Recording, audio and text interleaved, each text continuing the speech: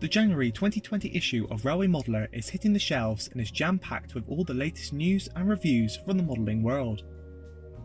Highlights in this issue include Little Bytham, Tony Wright's stunning depiction of the East Coast Mainline in 00.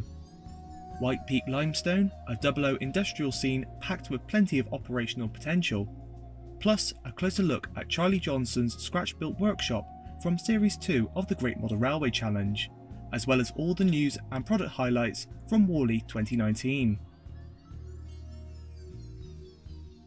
Under the review spotlight, we have the eagerly anticipated Bachmann Ransomes Rapier 45-ton steam crane, alongside the iconic LNER A3 class in O from Hattons, plus much more.